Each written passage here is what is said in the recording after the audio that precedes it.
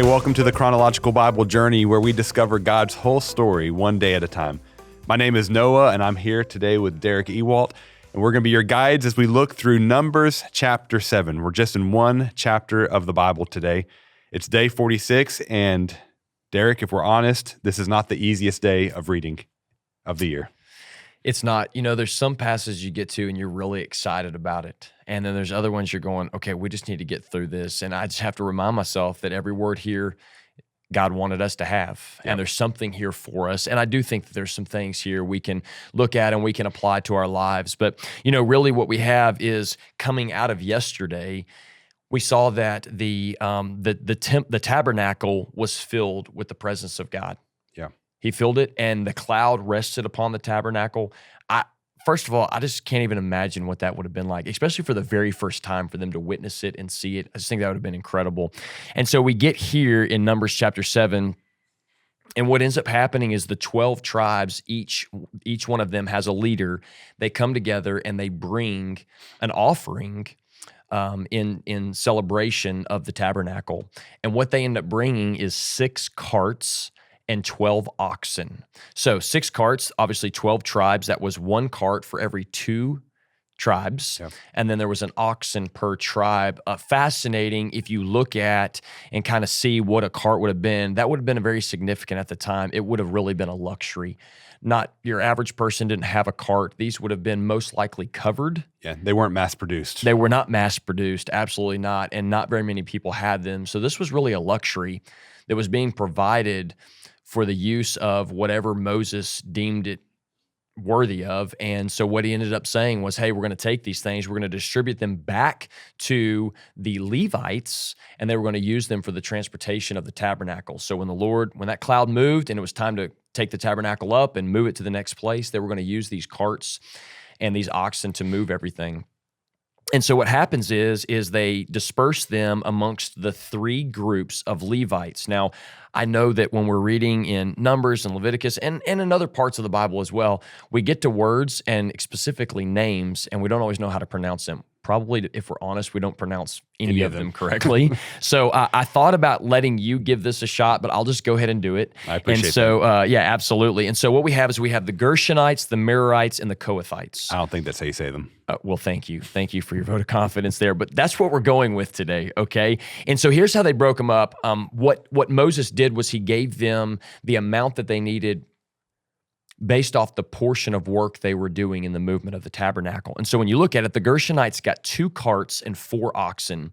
The Merarites got 4 carts and 8 oxen. Now, if you do the math quickly, you realize there's no more carts and there's no more oxen, but there's a whole other group of Levites that have not gotten either an oxen or a cart. And so when I read it, I thought, well, that's not fair at all. And so you got to look at it a little bit here to see that the Kohathites were actually called to carry specific pieces of furniture in the tabernacle by hand. As a matter of fact, in Numbers 4 and verse 15, it talks about them carrying them on their shoulders. And so they were not to touch the specific holy pieces, but there were pieces of the furniture that they were instructed to carry. And so the reason that Moses did not give them a cart or oxen is because the Lord had commanded them that they were to carry those things specifically by hand. Yeah, you know, on if they had the oxen on day 2, they would have started using them. Absolutely. One writer said Moses was wise enough to not place the temptation in front of them. And I thought, wow, that's really good, because had he done it, they most likely would have used it. And, you know, we see later on when David has the Ark of the Covenant, what happens to Uzzah when he reaches out and touches it. Now, we won't read that for quite a while, but the Lord strikes him dead because he had told them, do not touch that. And so we know what would have happened. And so he didn't even place that temptation there. And so it's interesting, you know, God has a calling for each one of these groups within the Levites, and it's very different. It's very specific. And I thought to us, like, the application there, you know, God has a calling on each one of our lives. God has a different calling on Brother Steve's life than others. He's a senior pastor. God has called him to do that. And I think about all throughout just our church, both in the people on staff that God has gifted both with talents, but also with spiritual gifts, that God has a different plan and purpose for each and every person. And it's not our job to say, oh, I wish I had that job, or, oh, I wish I had the oxen in the cart. It's our job to just do what God's gifted us to do and what God's called us to do. And so I'm thankful that we see that here. It can be very hard, and jealousy can set in very quickly. Absolutely. I mean, I've experienced that personally. Yeah. It's hard to admit, but sometimes you see how God's using somebody and you say, oh, I really wish. But you know what? That's not how God's gifted me. It's not how God's designed me. It's not what God's called me to do. Yeah. And what I need to do is just rest in what he's called me to do and do that very thing and be obedient. You know, there's also interesting here that it talks about all the rest of the gifts that they bring, the rest of the offerings that they bring, and all of them bring the exact same thing. This is the longest chapter in Numbers, and it could have been a whole lot shorter if they would have just said each day they each brought the same thing and then just named it once. You think Moses needed an editor? Or? Yeah, I mean, I read through it and I was like, okay, we get it. 3.5 pounds of silver, awesome. And then the next day, 3.5 pounds of silver. And so they read through all of these. And so it's very fascinating when you look at it and you just say, you know, why did they continue to go on? And why did they each have their own day? Why did they not just all bring it on the same day? They each had a specific day. I noted what one writer said. He said that there were multiple reasons for this, and I thought a couple of these are really good. He said, number one, he said, to show that each tribe pledged their allegiance to Yahweh. That's why they were given a specific day. Yeah. He said, it's easy to do things in a large group. If everybody's doing it, it's very easy to do. But when you have a specific time, you're showing that I believe this, I agree with this, I'm going to walk in this. And so they each had their own day to show their allegiance to Yahweh. He also said to show the importance of each individual tribe, giving its tribe its own day of celebration and attention, so that each tribe was important. One was not more important than the other. Yeah. It wasn't that one group got their own day and the other 11 all went the next day. They each had their own day. Everybody is important. God loves everybody. He cares about everybody. And so there's importance. He also said to show the importance of the individual gift and giving full attention that tribe gave the gift. Yeah.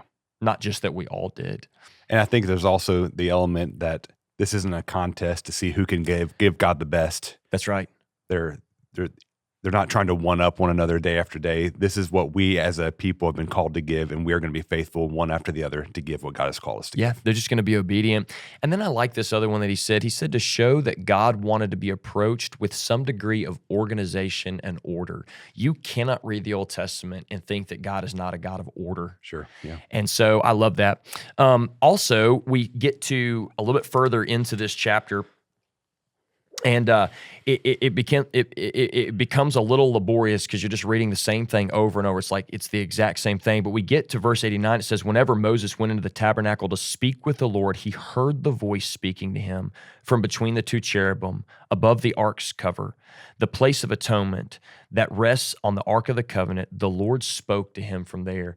And I don't really want to go into anything right there. I just want to say, wow. Yeah. Can you imagine what that would have been like? What an incredible moment for Moses and the Lord there. 2 takeaways today, Noah, is this. Number one, are we going to obey God?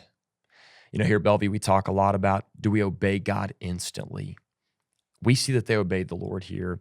The second thing is, what offerings do we bring to the Lord? And so as you get ready to close out our time together, I would just ask you, what are some things that we can offer to the Lord?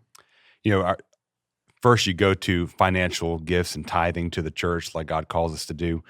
But when it comes to our time and to our talents, being able to give those to the Lord as well. And whether that be, you know, here at home and serving at the church, serving in your neighborhood and using it as an opportunity to share the gospel, or if God is calling you to go on a mission project and using your resources in that way. God has given us so much. Yeah. You know, the poorest among us is so rich compared to the majority of this world. That's right. And God has given us so many blessings. Yeah. And so every single one of us has a responsibility, I believe, to give back to the Lord in that way. Yeah. Amen. Hey, thank you so much for joining us today. I want to encourage you, today obviously is not the easiest reading. I want to encourage you to call somebody or text somebody you know that is on the journey with us, and just encourage them and check up on how they're doing and invite them to join us on the podcast if they're not already. We look forward to seeing you tomorrow.